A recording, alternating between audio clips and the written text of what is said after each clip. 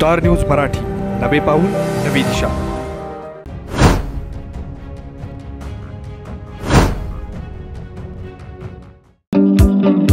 SS communication द्वारा संचलित the mobile space घेऊन येत आहे धमाका ऑफर्स।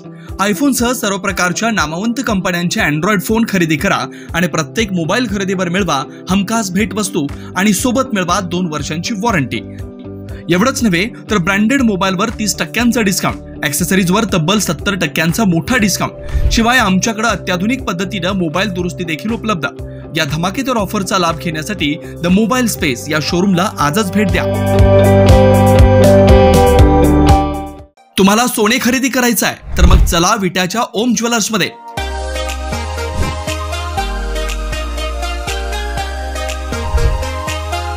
विट्यातील प्रथम सोन्याचे 100% BIS 916 hallmark jewellery showroom. HUID प्रमाणित सर्व दागिने ग्राहकांसाठी सुवर्ण संच योजनाही सुरू। तर मग एक वेळ अवश्य भेट द्या। आमचा पत्ता ओम ज्वेलर्स, सराफपेठ, बँक ऑफ महाराष्ट्र समोर विटा, श्री भगवान ढमाले गार्डीकर, डॉक्टर विशाल शिंदे मोराळे। मी सर्वप्रथम सहर्ष असं स्वागत करतो। सगळ्यांनाच काय रजा मिळाली नाही म्हणून सर्वांनाच इकडे येता आलं नाही। शरीरानं यष्टीत असणारे आणि मनानं नाशिकात असणाऱ्या त्याही सर्व कर्मचाऱ्यांचं मी मनापासून आभार व्यक्त करतो। सेवा शक्ती संघर्ष एसटी कर्मचारी संघाचा हा 3रा वर्धापन दिन आहे आणि या वर्धापन दिनासाठी तुम्हा सर्वांना मार्गदर्शन करण्यासाठी, तुम्हा सर्वांना आश्वासित करण्यासाठी आणि तुम्हाला आधार देण्यासाठी जे उपस्थित होते ते राज्याचे वरिष्ठ मंत्री, लढाऊ नेते माननीय छगन भुजबळ साहेब, राज्याचे मुख्यमंत्री माननीय देवाभाऊ यांचे अत्यंत विश्वासू सहकारी आणि महाराष्ट्रातल्या कुठल्याही आंदोलनामध्ये जे नेहमी अग्रेसर असतात आणि काही ना काही मार्ग काढण्याची भूमिका घेतात ते मंत्री माननीय गिरीशजी महाजन साहेब, व्यासपीठावरती उपस्थित आपल्या सर्वांचा बुलंद आवाज आणि ज्यांच्या नेतृत्वात आपण 2021 ला आझाद मैदानावरती आंदोलन केलं आणि महाराष्ट्रातल्या एसटी कर्मचाऱ्यांचा संप यशस्वी केला ते माननीय माजी मंत्री आणि विद्यमान आमदार सदाभाऊ खोत। एसटी कर्मचाऱ्याचा आणि गोपीचंदचा सदाभाऊचा काय संबंध असं सारखं विरोधक म्हणतात, तर ज्यांच्यामुळे माझा संबंध आला ते एसटी कर्मचाऱ्यांच्यासाठी जे रात्रंदिवस मेहनत घेतात, अत्यंत प्रतिकूल परिस्थितीमध्ये अत्यंत प्रामाणिकपणे एसटी कर्मचाऱ्याला न्याय मिळाला पाहिजे अशी ठाम भूमिका घेतात ते माननीय सतीशजी मेटकरी व्यासपीठावरती उपस्थित आहेत। आम्ही बऱ्याच वेळा सदाभाऊ आणि दोघं त्याच्यावरती रागाला येतो, पण तो थोडा वेळ आमचं ऐकून घेतो आणि परत आपला तोच मुद्दा रेटतो, परंतु एसटी कर्मचाऱ्यांची बाजू सोडत नाही। व्यासपीठावरती उपस्थित माननीय अनुप खैरनार, माननीय पद्मश्री राजे मॅडम, माननीय शरद गीते, माननीय राजाभाऊ पाठक, माननीय बाळकृष्णजी आव्हाड, माननीय श्री गौतम अहिरे, सुरेश सोनावणे, नंदाताई मथुरे, अनिताताई बागड, अंजलीताई जोशी आणि ज्यांनी हा कार्यक्रम यशस्वी करण्यासाठी अत्यंत मेहनत घेतली ते माननीय व्यंकटेश नानासाहेब मोरे जे भाजपाचे पदाधिकारी आहेत। व्यासपीठावरती उपस्थित माझे सगळे सहकारी आहेत। आमच्या देवयानी फरांदे मॅडम, आमदार ताई इथं उपस्थित होत्या, सीमाताई हिरेताई इथं उपस्थित होत्या, मौलीभाऊ हळणवर आहेत। एसटी कर्मचाऱ्यांच्यासाठी सातत्यानं ते भूमिका घेत असतात। उदय सामंत साहेब या कार्यक्रमाला आवर्जून येणार होते, परंतु एकनाथ शिंदे साहेबांचा दौरा रत्नागिरीला लागला, त्यामुळे त्यांना येता आलं नाही। आपल्या खात्याचे मंत्री माननीय प्रताप सरनाईक साहेब हे बाहेरच्या देशाला दौऱ्यात असल्यामुळं मी त्यांना भेटलो होतो, ते म्हणले माझं बाहेरच्या देशात मी निघालोय आणि माधुरीताई ज्या राज्यमंत्री आहेत त्यांना पुण्यामध्ये आज बैठक आहे, त्यामुळे त्या आज येऊ शकल्या नाहीत। व्यासपीठावरती उपस्थित सर्व मान्यवर मंडळी, पत्रकार मित्र, आणि तुम्ही सर्वजण एसटी कर्मचारी जे रात्रंदिवस मेहनत घेत असतात, रात्रंदिवस राबतात, एसटी कर्मचाऱ्यांची पण स्वप्न आहेत की मी रात्रंदिवस राबतोय, पण माझ्या मुलाला तर किमान एसी ऑफिस मध्ये त्याला नोकरी लागली पाहिजे, त्याचं आयुष्य बदललं पाहिजे, त्याचाही बंगला असला पाहिजे, त्याची गाडी असली पाहिजे, देखणी सून मला मिळाली पाहिजे. प्रत्येक एसटी कर्मचाऱ्यांचं स्वप्न आहे, त्याचं शिक्षण चांगलं झालं पाहिजे. परंतु हे कधी होईल? जेव्हा तुम्हाला तुमच्या घामाचं हक्काचं दाम तुम्हाला मिळालं पाहिजे, अशी तुमची सर्वांची भूमिका आहे. आणि त्या भूमिकेच्या सोबत आम्ही आहोत, त्या भूमिकेच्या सोबत आम्ही आहोत. जेव्हा सतीश मेटकरी पहिल्यांदा माझ्याकडे आला की एसटी कर्मचाऱ्यांचे प्रश्न गंभीर आहेत आणि ज्या संघटना अनेक वर्षांपासून मान्यता प्राप्त असतील किंवा अन्य संघटना या एसटी कर्मचाऱ्यांची बाजू घेत नाहीत, त्या महामंडळाच्या बाजूने जात आहेत आणि आमची फसवणूक करतायत. 1, 2, 3, 4 दिवस नाही, किमान 6 महिने मी सतीश मेटकरी आणि त्यांच्या टीम कडून हा विषय समजून घेत होतो. आम्ही उठलो आणि आंदोलनात आलो असं अजिबात नाही. विरोधकांना वाटतं की आम्ही उठलोय आणि आंदोलनात येऊन बसलोय, असं अजिबात नाही. आम्ही 6 महिने, हे सगळी लोक आहेत तिथं, सगळ्यांची नावं आता घ्यायला वेळ नाही, पण सगळी टीम आमच्याकडे येत होती की आम्हाला अशा अशा पद्धतीने अडचणी होत आहेत. आणि मग मी आणि सदाभाऊंनी ठरवलं की एसटी कर्मचाऱ्यांच्या बाजूनं आपल्याला जावंच लागेल, त्याशिवाय यांना न्याय मिळणार नाही. आणि म्हणून आम्ही त्या आंदोलनामध्ये आलो. मित्रांनो, परिस्थिती नीट समजून घ्या. माननीय छगन भुजबळ साहेबांनी सांगितलं की मी एसटी मधून प्रवास केलेला कार्यकर्ता आहे. त्यांनी मुंबईमध्ये बेस्टचं पण नेतृत्व केलंय महापौर म्हणून. माननीय गिरीश भाऊंनी सांगितलं आता आपल्याला आणखी काम सोपं झालं. आपले 2 खमके वकील आज आपल्या व्यासपीठावरती उपस्थित होते, त्यामुळे आता आम्ही लगेच त्यांना पकडून चला सीएम साहेबांच्याकडे, चला आम्हाला निर्णय लावून घ्यायचा आहे. तर माझा आणि एसटीचं सुद्धा नातं आहे. मी जेव्हा सांगलीला कॉलेजला होतो, कस्तुरबाई वालचंद महाविद्यालयाला 11-12वी सायन्सला, आमची ती परिस्थिती नव्हती खानावळ लावायची. माझे वडील शिक्षक होते, परंतु स्वेच्छानिवृत्ती घेतली होती आजारी असल्यामुळं. 3-4 हजार रुपयाची पेन्शन होती. खानावळ लावणं शक्य नव्हतं. माझी आई शेतात काम करणारी, आमच्या शेळ्या जनावर होती. रोज सकाळी 8 वाजता मसवड सांगली, आता तासगाव आगाराच्या इथं जर काही प्रतिनिधी असतील तर त्यांना माहित आहे, मसवड सांगली नावाची एसटी ही आमच्या पडळकरवाडीतून जायची. आणि सकाळी 8 वाजता माझी आई पाटेचं उठून स्वयंपाक करून आमचा डबा जेवणाचा त्या एसटी मध्ये द्यायची. तिथून 100 किलोमीटर प्रवास करून 10:30 वाजता 11 वाजता ती एसटी सांगलीमध्ये पोहोचायची आणि मग आम्ही 4 घास खायचो. म्हणजे गोपीचंद पडळकरच्या या निर्मितीमध्ये एसटीची सुद्धा फार मोठी साथ आहे. म्हणजे 2 वर्ष डबा, म्हणजे अनेक मुलं आहेत महाराष्ट्रामध्ये, असे अनेक विद्यार्थी आहेत की ज्यांचा डबा घरी तयार होतो आणि एसटीतून येतो, सकाळचा तोच खायचा आणि संध्याकाळी पण तोच खायचा, दुसऱ्या दिवशी तो एसटीतून येतो. दुसरा एक माझा प्रसंग एसटीसी आहे. मी जेव्हा 11वीचं ऍडमिशन घ्यायला सांगलीला निघालो, कारण माझं गाव पडळकरवाडी, झरे गावामध्ये 11-12वीचं कॉलेज होतं. 11-12वीला झऱ्यातच ऍडमिशन घ्यायचं म्हणून नवीन सायकल आणली होती SLR कंपनीची. तुम्हाला ती छोट्या टायराची, त्याचा हँडल असा असतो, आपल्या साध्या सायकलला असतो. तर ती सायकल 1625 रुपयाला आम्ही खरेदी केली मी आणि पडळकरवाडीला घेऊन आलो. परत मित्र म्हणले की सांगलीला शाळेला जायचं, परत जाऊन सांगलीमध्ये ऍडमिशन घेतलं.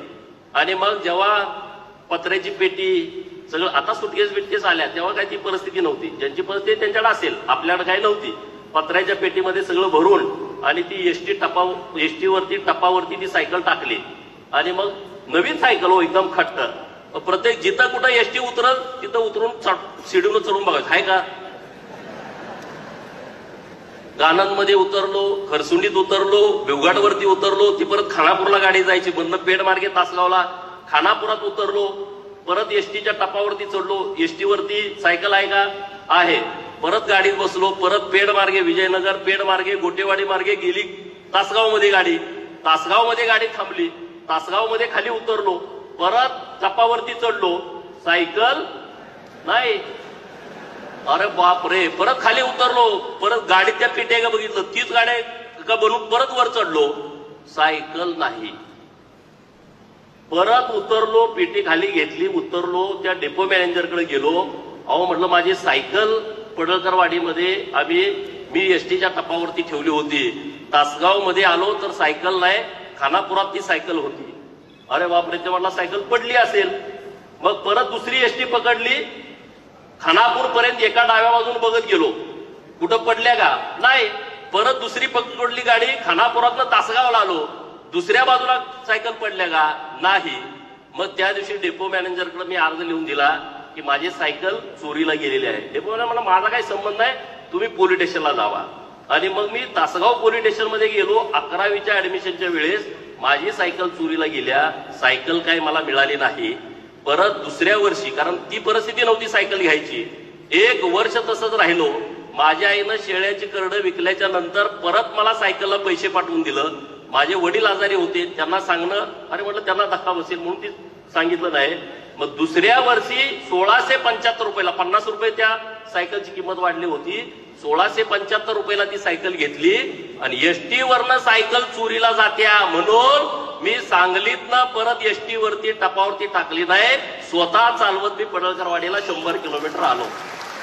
म्हणजे एसटीचा मला संबंध तेव्हापासूनच आहे. आणि तुम्हाला माहित आहे, गावामध्ये तुमचं ब्रीद वाक्यच आहे, हात दाखवा गाडी थांबवा, गाव तिथं एसटी, रस्ता तिथं एसटी. आणि तुम्ही सगळेजण अशा प्रतिकूल परिस्थितीमध्ये काम करताय, अशा प्रतिकूल परिस्थितीमध्ये.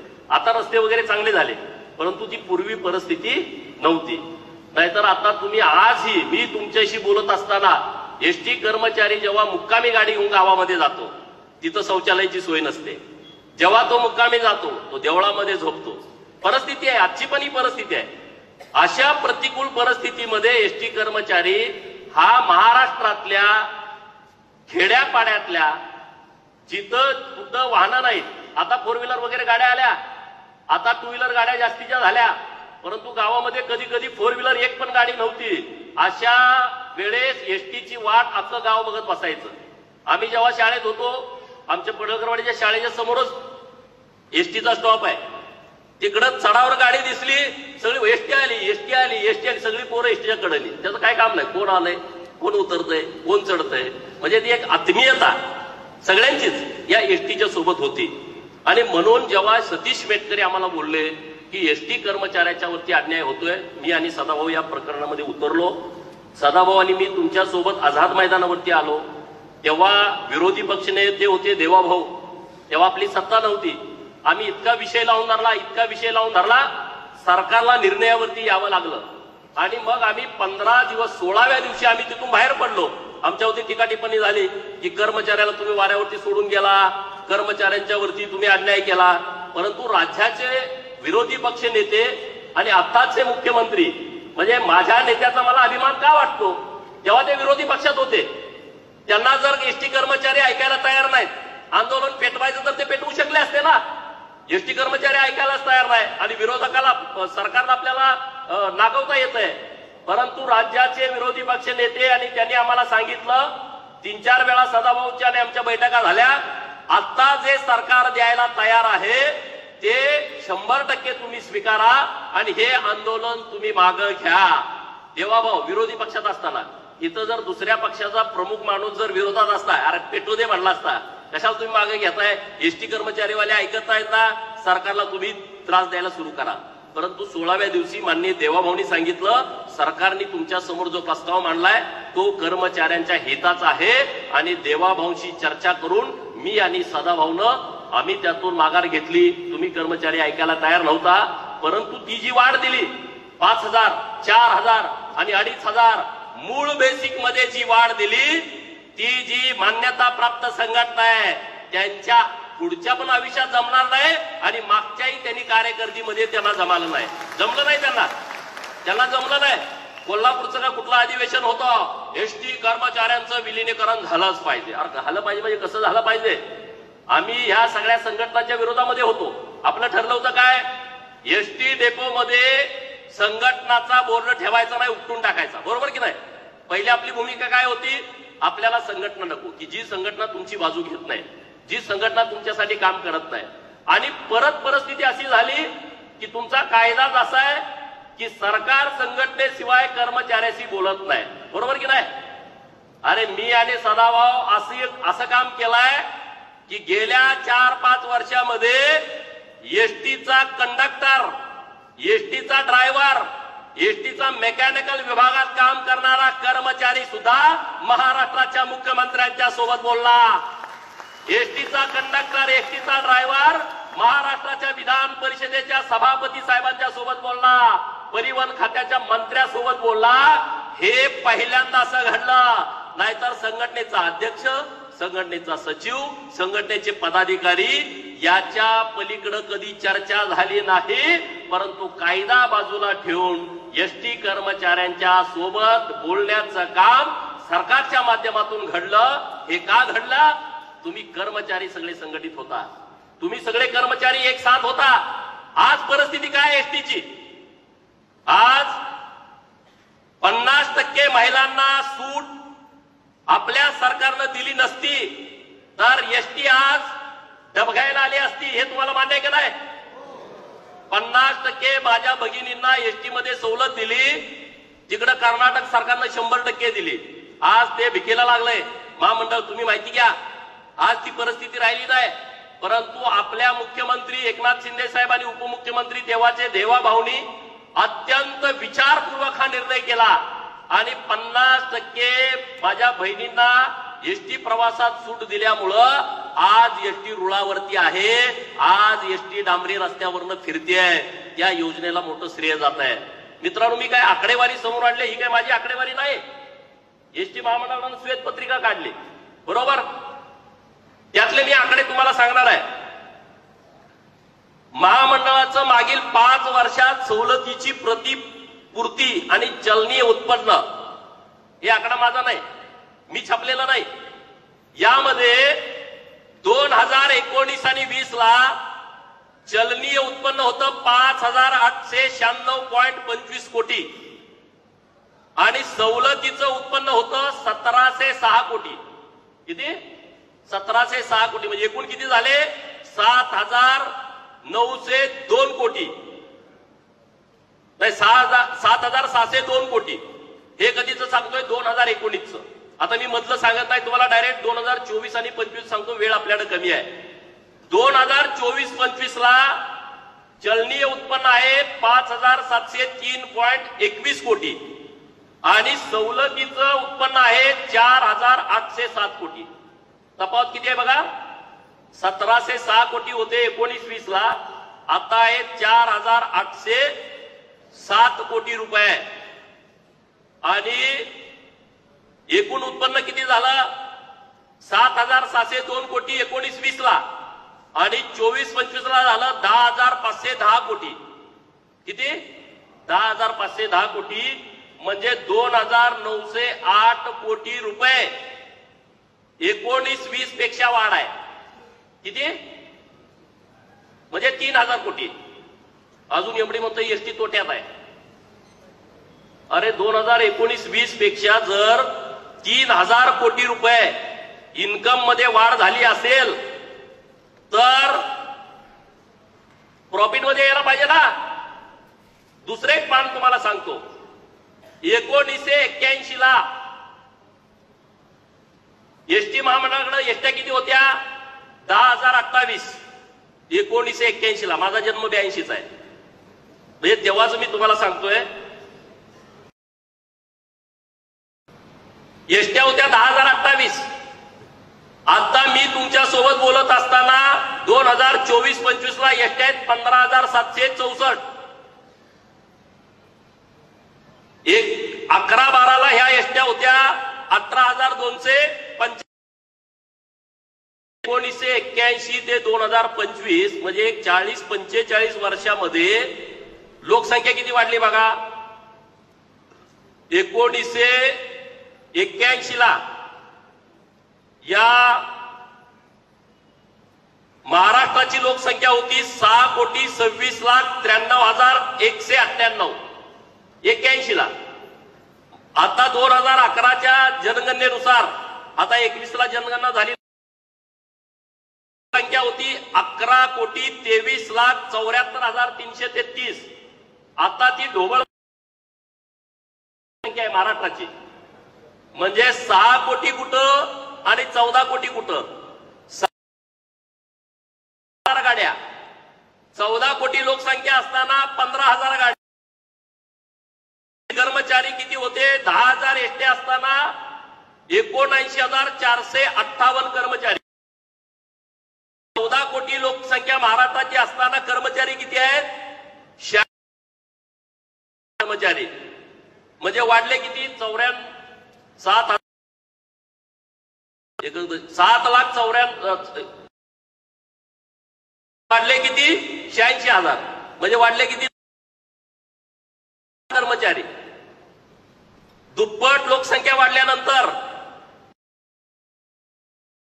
ती वाढलीच नाही. हा त्यातला फरक आहे. 127 कोटी प्रवाशाची वाहतूक केली होती. मी सांगते 127 कोटी आणि 2024 ला केली म्हणजे 81 आणि 24 वाहतूक वाढलेली आहे. तरी सुद्धा माध्यमातून ज्या एसट्या महामंडळांना प्रमाणामध्ये एसट्या मिळत नाहीत, मेळाव्यातून राज्याचे मुख्यमंत्री आपण करू 1800 एसट्या नवीन त्यांनी महाराष्ट्र माननीय मुख्यमंत्री महोदयांचं जोरदार टाळ्या वाजवून तुम्ही अभिनंदन करा. परिवहन खात्याचे मंत्री महोदयांनी सांगितलं की 800 एसट्या येणार आहेत, परंतु तेवढ्यात मेळ बसतोय का? तेवढ्यात मेळ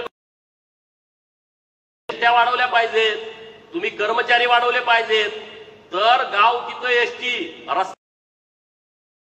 गाडी थांबवा हा दाखवायचा कुणाला? एसट्या जर एवढं प्रमाण कमी झालं असेल,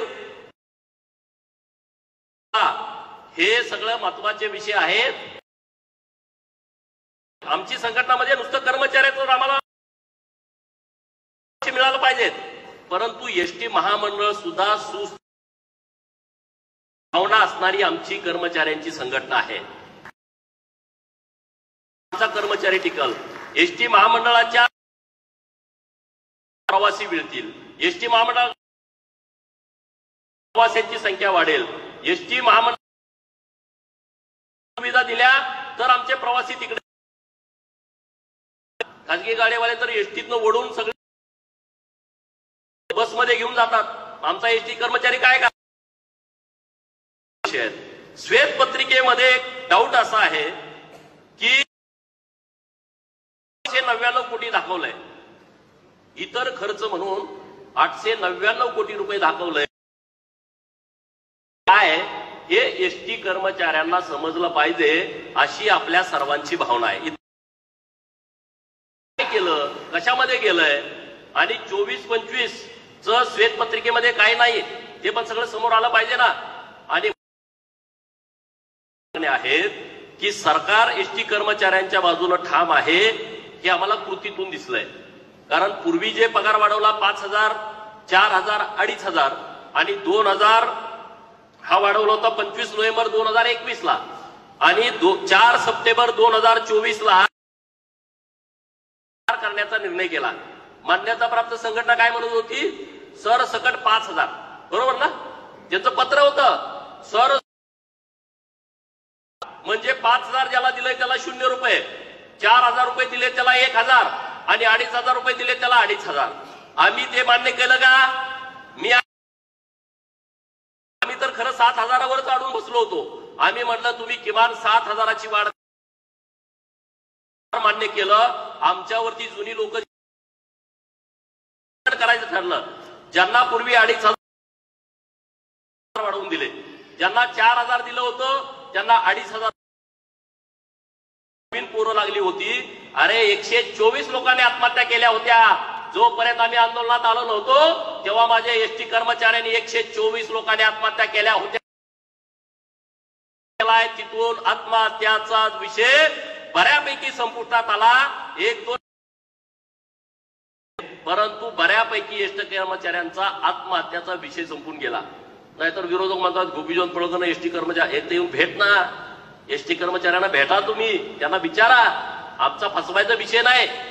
तिथं एमपीएससीच्या विद्यार्थ्यांना एमपीएससी यूपीएससीचा विषय काय, हे काय राज्यसेवेची परीक्षा दिलेले विद्यार्थी आहेत का? आम्ही नाही, आम्ही राज्यसेवेची परीक्षा दिली नाही. आम्ही यूपीएससीची विषय आमच्याकडे येतो तेव्हा आम्ही त्या कुठल्याही विषयाची बाजू ठामपणे लावून धरतो, प्रामाणिकपणे लावून धरतो आणि अभ्यासांती लावून धरतो. उगाच उठलो आणि बातमीसाठी आम्ही गेलो असा अजिबात विषय आमच्याकडून होत नाही. आणि त्या साहेब हे अत्यंत कर्तबगार मंत्री महोदय हे या खात्याचे मंत्री आहेत. उदय सामंत साहेबांना आपण या विषयात बोलावलं होतं. त्या वेळेस उदय सामंत साहेबांनी आपलं नेतृत्व केलं होतं, आपली मध्यस्थी केली होती. माननीय एकनाथ शिंदे साहेबांच्या पण त्यांनी मध्यस्थी केली होती आणि म्हणून त्यांना आजच्या ज्याच्याकडे टू व्हीलर गाडी आहे तो एसटी देतोय का नाही आहे? आदिवासी पाड्यातला, बंजारी तांड्यातला, धनगरवाड्यातला, गावगाड्यातला, अठरापगड जातीतला, 12 बलुतेदार, मागासवर्गीय, ज्याची परिस्थिती नाही, शेतकरी, शाळेमध्ये जाणाऱ्या मुली यांची एसटी वरती सगळी वीज अवलंबून आहे. आणि त्या एसटी कर्मचारी जर तुम्ही समाधानी ठेवला, तेच एसटी कर्मचारी व्यवस्थितपणे न्याय दे ठाम आहे. तुम्हाला माहित आहे हे निर्णय घेणं एवढं सोपं नाही. मी आता सतीश मेटकरींना विचारलं की जेव्हा तुमच्या पगारात वाढ किती व्हायची, त्यांनी मला एक उदाहरण सांगितलं की ते वाढ करायचे 100ची, 200, 500, 800च्या वर कधी वाढ गेली नाही. एकदा टक्के तुमच्या मूळ बेसिक मध्ये वाढ केली, परंतु टाकली. हे पहिल्यांदा का असं झालं? आणि ज्या मूळ संघटना आहेत त्या संघटनेच्या विरोधामध्ये, त्यामुळे हे घडलंय. मी आणि सदाव तर आमचं कामच आहे, आमच्याकडे जेवढे विषय येतात त्या विषयामध्ये आम्ही, परंतु तुम्ही संघटित झाला. आता माझी विनंती आहे की संघटना वाढली पाहिजे. यातून त्यांना पण न्याय मिळतोय ना नाही, परंतु जे आमच्या विरोधात आहेत तरी त्यामुळं तुम्ही सगळे संघटित व्हा. तुम्ही बँकेमध्ये किती मधून वाचतो, टीव्हीवरती आम्ही बघतो. आज एक विश्वासाची बँक म्हणून एसटी कर्मचारी ती परिस्थिती राहिली का? आता तुम्हाला कर्ज मिळत नाहीत, तुम्हाला मागेल तेव्हा कर्ज मिळत होतं, आता ती परिस्थिती नाही. काय आहेत तिथं सुद्धा तुम्ही लक्ष देण्याची आवश्यकता आहे. सुद्धा चांगली मदत एसटी कर्मचाऱ्यांना होऊ शकते अशी परिस्थिती आहे. त्यासाठी तुम्ही चांगली लोक त्या गेलं पाहिजे. आजच्या या मेळाव्याच्या मी आणि सदाभाऊ आम्ही दोघं तुमची बाजू लावून धरण्यासाठी आहे. राज्याचे मुख्यमंत्री आणि गावगाड्यातल्या लोकांच्या प्रश्नावरती त्यांचं बारकाईनं लक्ष आहे आणि ते नेहमी सगळ्या लोकांना न्याय देण्याची भूमिका वरती त्यांचं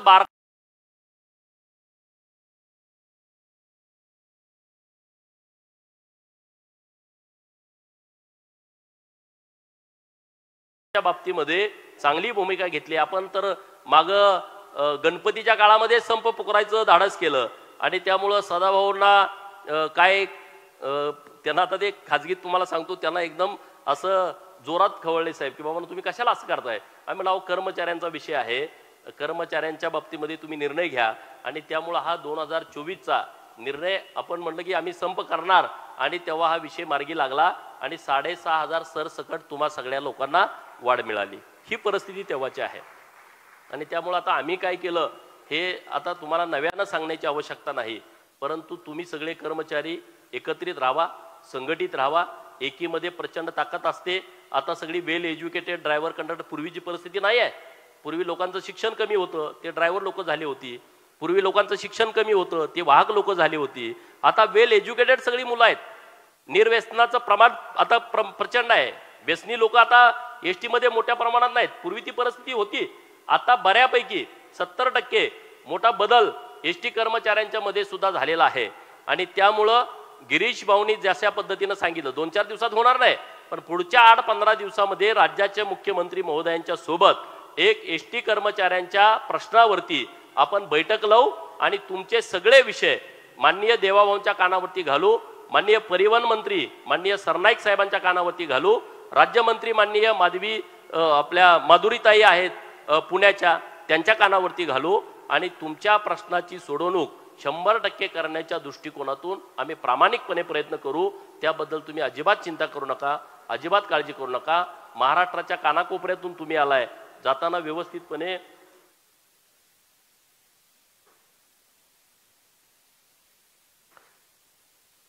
आता जाताना तुम्ही सगळेजण व्यवस्थित जावा, काळजीपूर्वक व्यवस्थित जावा, गाड्या हळू चालवा, एवढीच या निमित्तानं तुम्हाला सगळ्यांना विनंती करतो.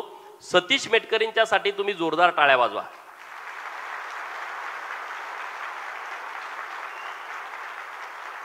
अत्यंत प्रामाणिक आहे माणूस, त्याची परिस्थिती पण नाही, पण तो इतका चिकाटीचा आहे.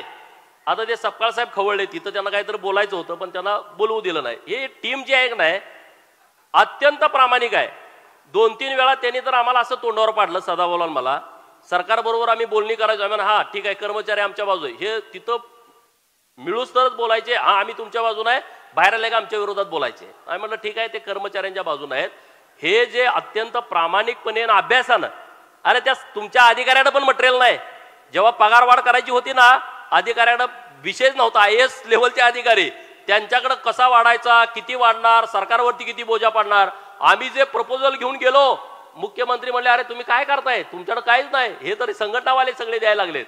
हे संघटनामध्ये काम करणारी आपली जी टीम आहे ना, अत्यंत अभ्यासूपणे जो प्रस्ताव दिला तोच मान्य झाला. दुसरं तिसरं त्यामध्ये काहीच करायला लागलं नाही. इतकं काटेकोरपणे अभ्यास करून सरकारकडे प्रस्ताव देणारी टीम आहे, सरकारकडे. नाहीतर ते IAS लोकांचं काम आहे. आम्ही काय, मी सदाभाऊ 7वी शिकलेला गडी आहे, मी 12वी शिकलोय.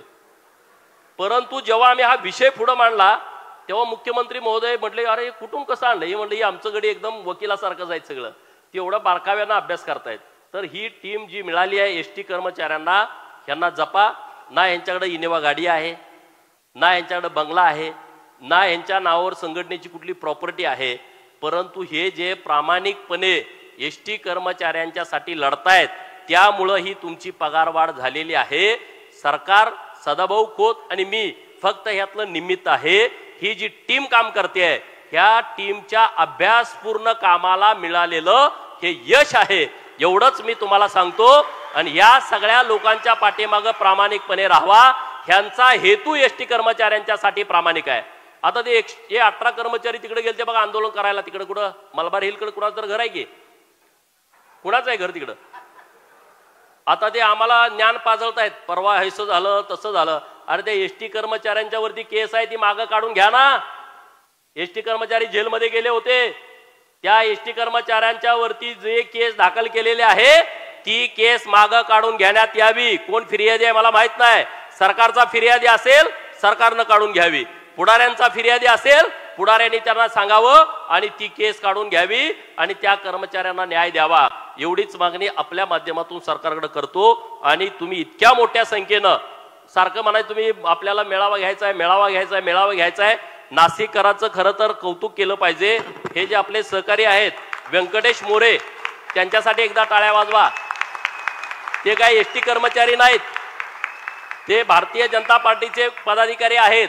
परंतु रात्रंदिवस मेहनत घेऊन नाशिकचा हा मेळावा यशस्वी करण्यासाठी त्यांनी प्रयत्न केलेला आहे. आणि त्यामुळं त्यांचं मी मनापासून आभार व्यक्त करतो. नाशिकच्या टीमचं मी मनापासून आभार व्यक्त करतो. हे अनुप खैरनार असतील, बाकीची सगळी त्यांची टीम असेल. मागं पण आम्ही आलो होतो, तिथं आपल्या डेपोमध्ये गेलो होतो. तर या टीमनं सुद्धा कार्यक्रम घ्या. हा वर्धापन दिन नाशिकला घेण्या पाठीमागं ह्या परिसरातले जेवढे कर्मचारी आहेत त्यांचं मी मनापासून आभार व्यक्त करतो. आणि चिंता करण्याचं अजिबात कारण नाही. आम्ही दोघं सदाभाऊ मी तुमच्या, आणि फुकट आहे हो, तुम्हाला काय नाही. आम्ही पूर्ण वेळ तुमच्यासाठी काम करणारे कार्यकर्ते आहोत. आणि तुम्हाला सन्मान मिळेल, तुमचा आर्थिक स्तर वाढेल, सामाजिक उंची वाढेल यासाठी जे काय करावं लागेल, उद्या वाटलं सरकारबरोबर संघर्ष करायची जरी वेळ आली, मी आणि सदाभाऊ तुमच्या सोबत आहे, पण सरकार संघर्षाची वेळ येऊ देणार नाही, चिंता करू नका. नाही तुम्हाला आंदोलन करायची गरजच पडणार नाही, कारण जेवढे निर्णय मी देवाभाऊनी घेतलेले बघितलेत ते संघर्षाविना घेतलेले निर्णय आहेत. आणि त्यामुळं अत्यंत संवेदनशील मुख्यमंत्री महाराष्ट्राच्या खुर्चीवरती असल्यामुळं महाराष्ट्रातल्या एसटी कर्मचाऱ्यांचं कल्याण झाल्याशिवाय राहणार नाही, एवढंच वाक्य या निमित्तानं बोलतो आणि थांबतो. जय हिंद, जय महाराष्ट्र. आपल्या परिसरातील लेटेस्ट बातम्या पाहण्यासाठी स्टार न्यूज मराठी YouTube चॅनलला आत्ताच सबस्क्राईब करा.